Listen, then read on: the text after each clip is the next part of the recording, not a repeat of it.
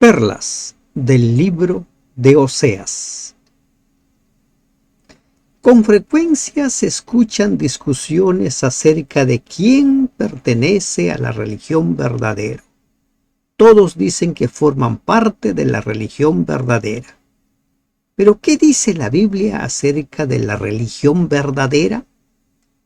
Por ejemplo, Santiago en el capítulo 1 de su libro dice: si afirmas ser religioso pero no controlas tu lengua, te engañas a ti mismo y tu religión no vale nada.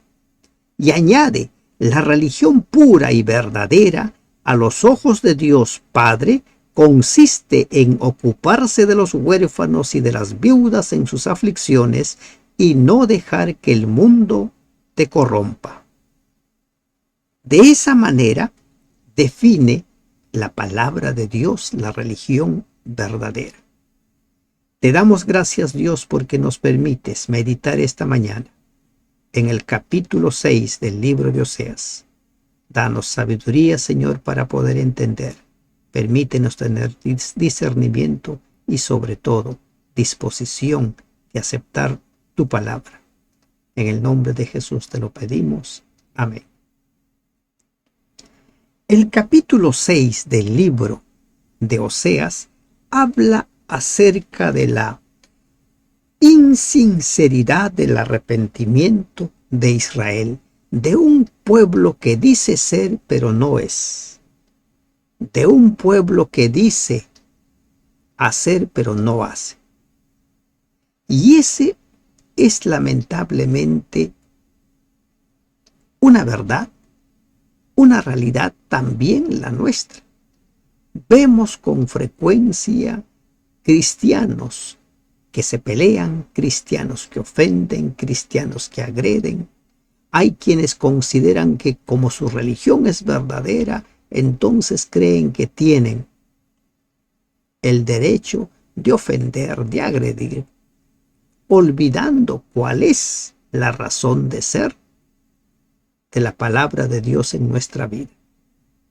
La insinceridad en el arrepentimiento, la insinceridad en la práctica religiosa.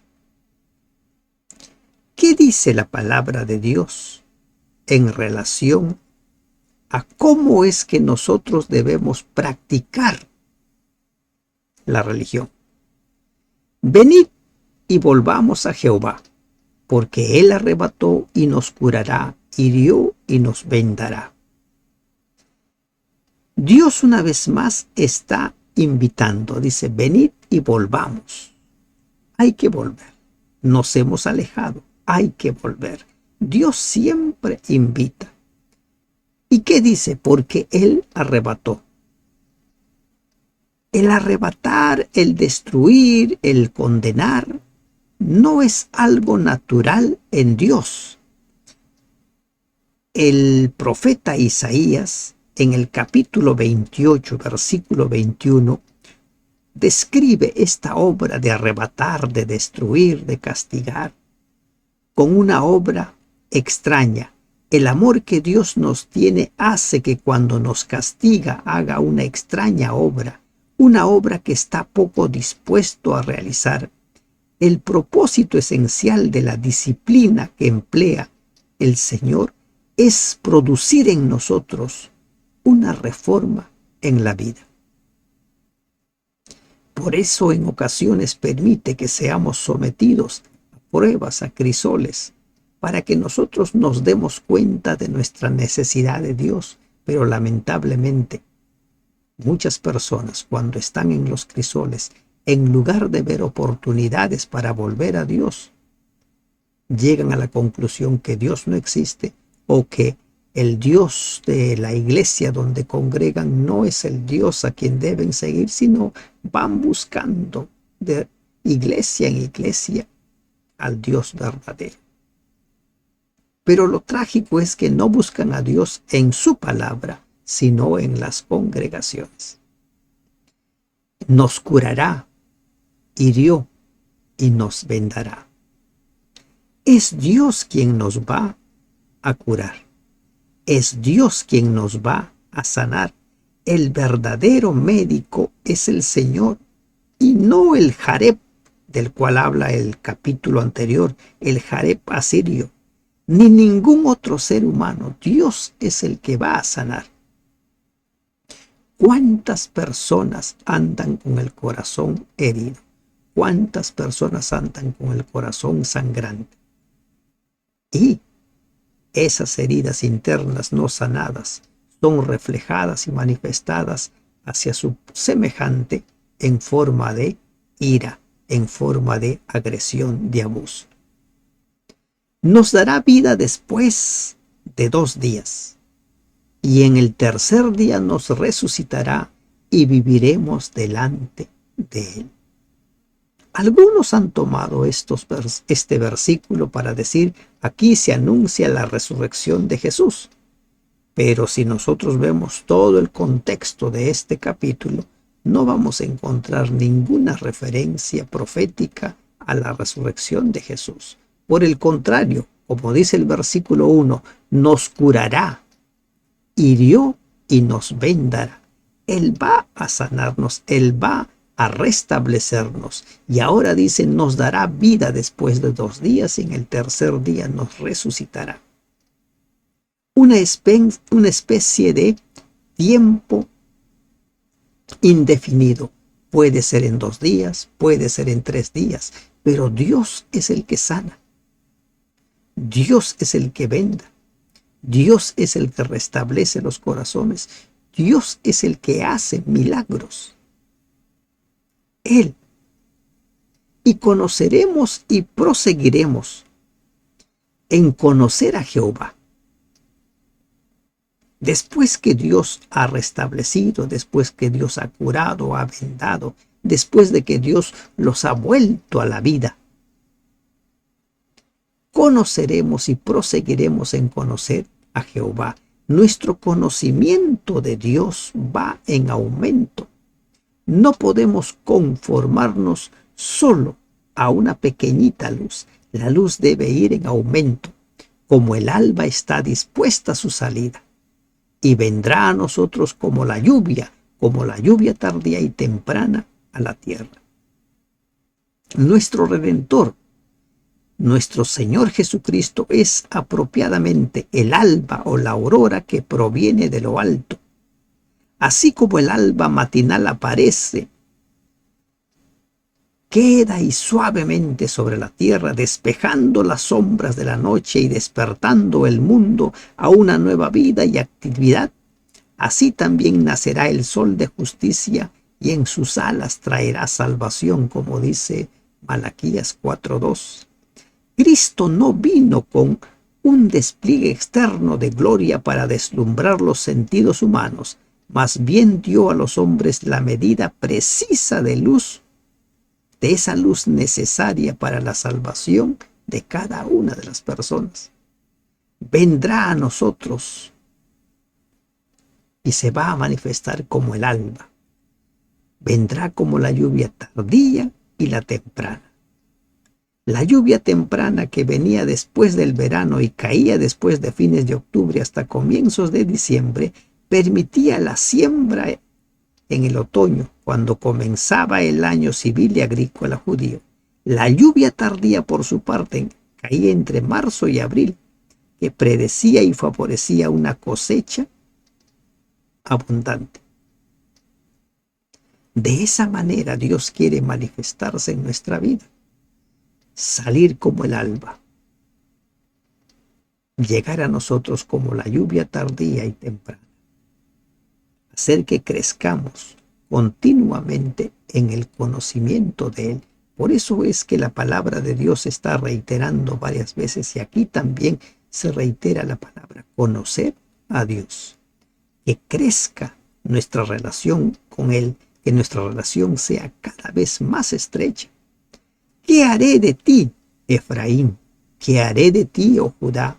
La piedad vuestra es como nube de la mañana y como el rocío de la madrugada que se desvanece. Dios había tratado de diversas maneras de persuadir a Israel y a Judá para que se arrepintieran. pero llegó a la conclusión de que sus esfuerzos no eran lo suficiente. Y por eso preguntó con dolor qué más podía hacer antes de desatar el castigo. ¿Recuerdan Isaías capítulo 5, cuando habla de su viña? La cercó, la abonó, trabajó en ella, hizo todo lo que se necesitaba para que esa viña produjera. Y Dios preguntó, ¿qué más haré por mi viña? Y ahora Dios pregunta, ¿qué haré a ti, Efraín? ¿Qué haré a ti, Judá? ¿Qué más necesita Dios hacer en tu vida? ¿Qué más necesita Dios hacer por ti para que tú entiendas, para que tú comprendas que debes entregarle tu vida? ¿Qué más? La piedad vuestra es como nube de la mañana y como el rocío de madrugada que se desvanece. Pasajero, voluble. Hay personas que dicen, ahora sí voy a trabajar para el Señor, ahora sí voy a servir al Señor, ahora sí. Cuando sienten que reciben una bendición de Dios, dicen, ahora sí. Y cuando nuevamente las cosas empiezan a complicarse, bueno, después será. O cuando hay cosas que demandan que debe elegir entre Dios y otras actividades, van posponiendo su relación con Dios, como el rocío de la madrugada. Las preguntas divinas fueron motivadas por la fugaz piedad del pueblo. La historia de la nación elegida de Dios ilustra ampliamente su piedad efímera y contradictoria. Los seres humanos somos muy volubles. Hoy podemos decir amar y pasado unas horas podemos estar odiando. Hoy podemos estar muy contentos con algo y pasado un breve tiempo podemos estar ya tristes, abatidos. Somos muy volubles y así somos también en nuestra relación con Dios. Por esta causa, por ser voluble, por ser inconstantes, por esta causa, por ser como la nube, como la niebla, los corté por medio de los profetas. Aquí el hebreo se refiere a cortar piedras para edificar, símbolo adecuado de la forma en que el escultor divino talla el alma humana a la semejanza de Dios.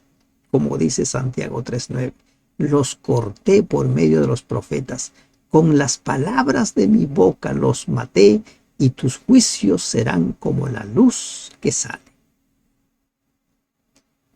Permítanme leerles este mismo pasaje, ¿no?, de Oseas. Miren, a ver, permítanme buscar la versión. Vamos a buscar la versión internacional, ¿sí? A ver, la nueva versión internacional. ¿Qué nos dice Oseas 6:5 en esta versión? Por eso los hice pedazos por medio de los profetas, los herí con las palabras de mi boca, mi sentencia los fulminará como un relámpago. De esa manera describe la nueva versión internacional.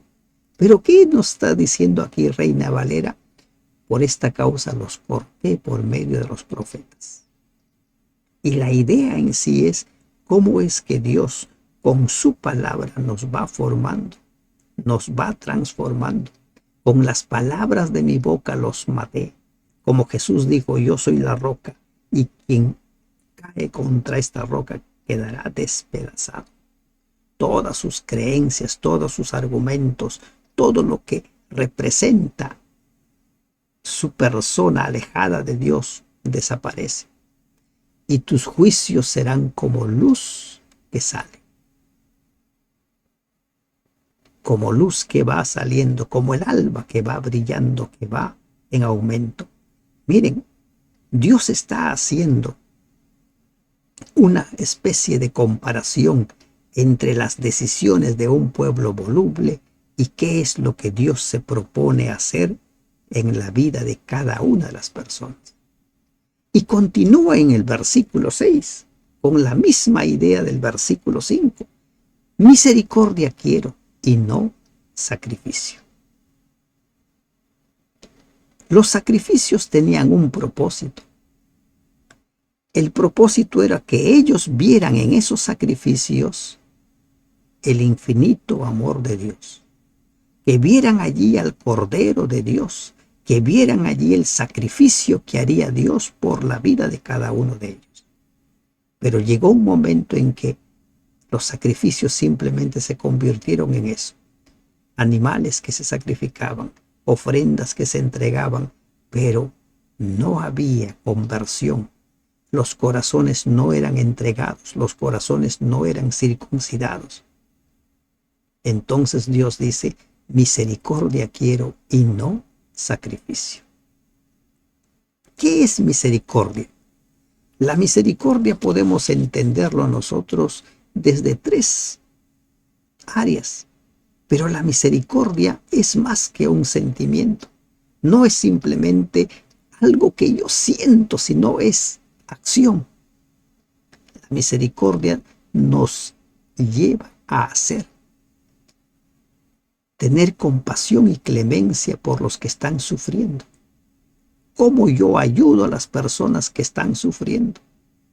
Disposición a perdonar a quienes nos han lastimado, nos han herido, así como Dios tiene esa disposición de perdonarnos cuando nosotros pedimos perdón.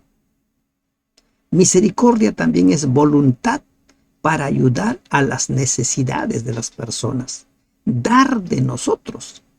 Cuando Jesús habla en Mateo capítulo 25, en el tema del juicio de las naciones, menciona cómo es que su pueblo siempre dio dinero, dio tiempo, dio lo que tenía.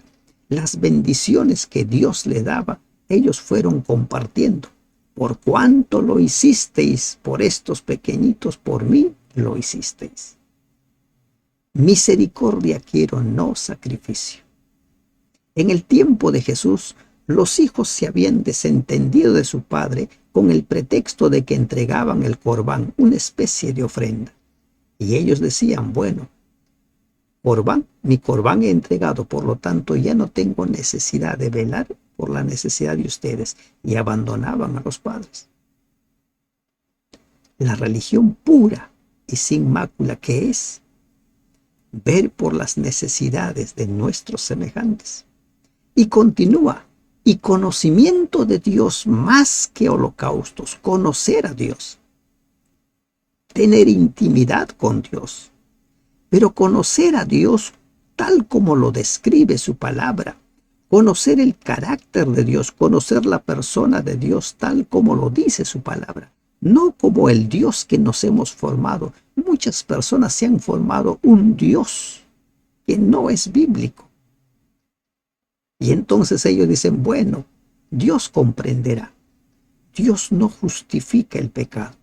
Dios no justifica la negligencia. Así está escrito. Cuando Dios se manifiesta a Moisés, le manifiesta su misericordia y dice: pronto para perdonar. Un Dios misericordioso, pero también añade: pero por ningún motivo tendrá por inocente al culpable. Entonces nosotros tenemos que conocer al Dios de la Biblia, no al Dios que nos hemos creado.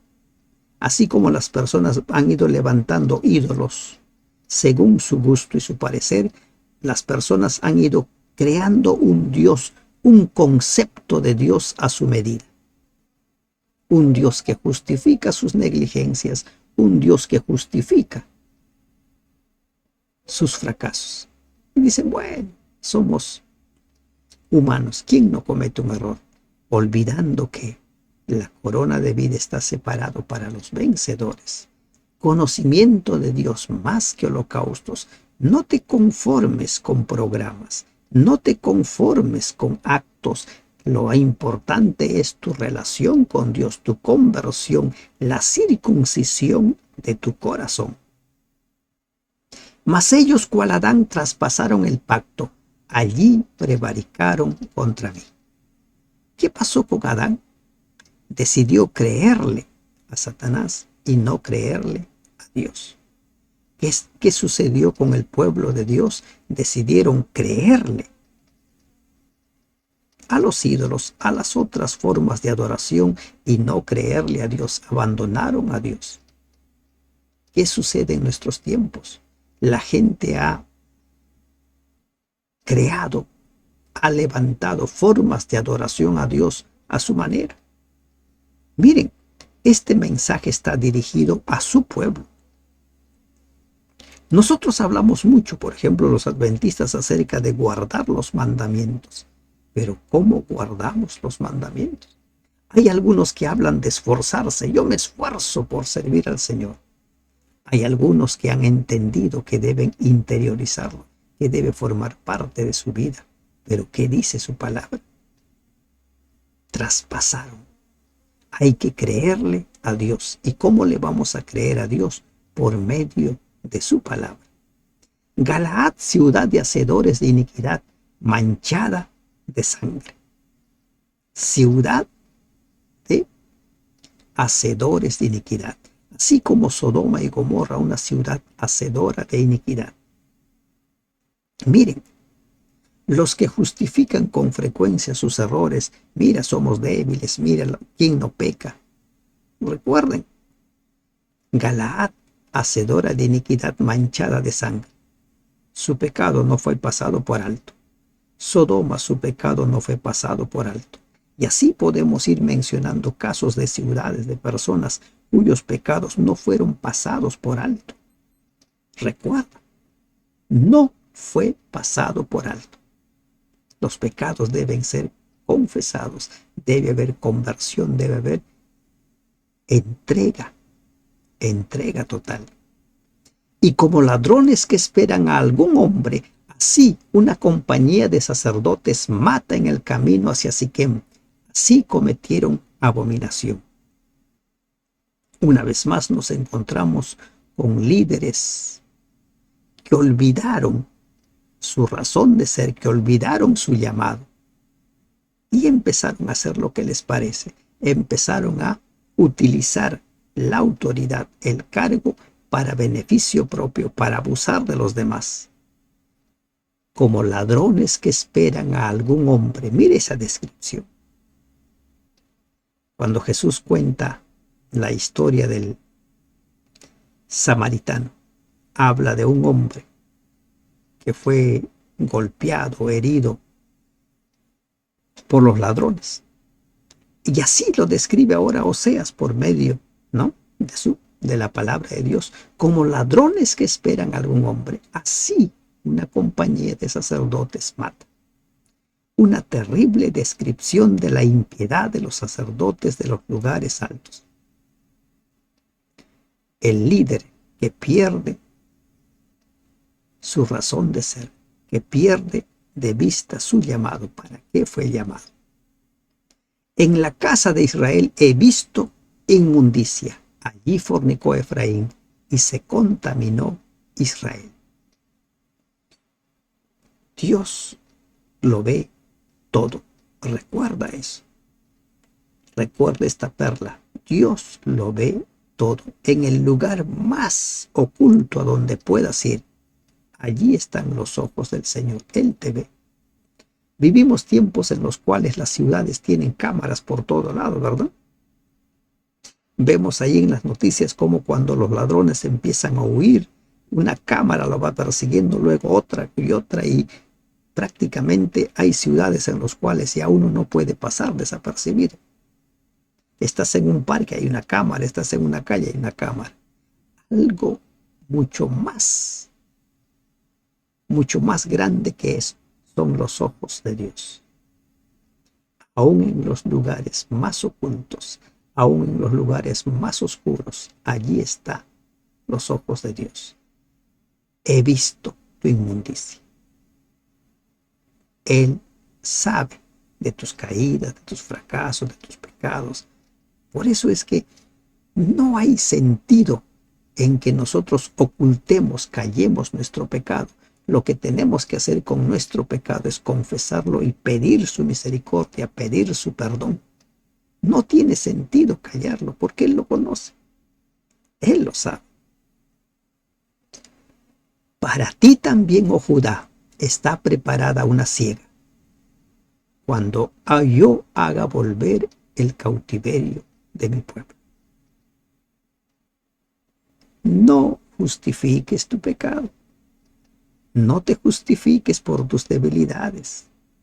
Todo pecado tiene consecuencias. Para ti también, Judá. El reino del norte se caracterizó por ser un pueblo apóstata desde sus orígenes. Jeroboam, cuando se divide el reino, levanta 2 becerros de oro. Y allí el pueblo iba a adorar.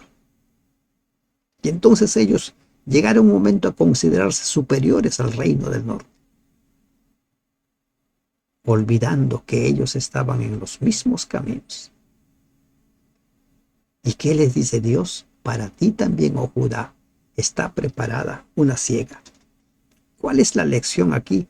Deja de fijarte en el pecado de los demás, deja de fijarte en lo que los demás hacen, preocúpate por tu salvación. Puede entenderse en el buen sentido de una recompensa o en el mal sentido de un castigo. Para ti también está preparada una siega. No te preocupes por lo que hacen los demás. Preocúpate por tu relación con Dios. Preocúpate en conocer a Dios. Preocúpate en practicar la misericordia. Preocúpate en practicar la religión pura y sin mancha. No te preocupes por lo que los demás hacen. Cada uno ha de rendir cuentas ante su Señor. Cuando yo haga volver el cautiverio de mi pueblo. Lo maravilloso del libro de Oseas es que cada capítulo termina con una invitación a volver, con un anuncio de restauración. Y Dios quiere hacer eso, restaurar. ¿Cuál es tu condición en estos momentos? ¿Cuál es tu relación? ¿Cómo estás frente a Dios? Recuerda, Él siempre invita, Él siempre llama. Venid y volvamos a Jehová. Así inicia Oseas 6 y termina cuando yo haga volver. Es Dios quien toca nuestros corazones. Es Dios quien siempre nos está llamando. Respóndele. Dile que sí. Que Dios te bendiga. Amén.